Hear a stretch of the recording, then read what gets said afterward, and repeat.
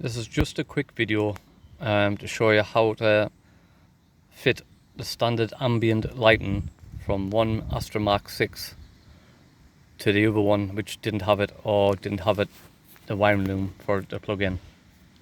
Basically, it's two wires, red and a white.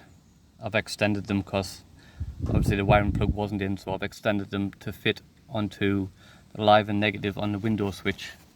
So you want the red to go to a yellow, and you want the white to go to the black. All you do, just to check, put the ignition on, headlights, and you can see there it's working there.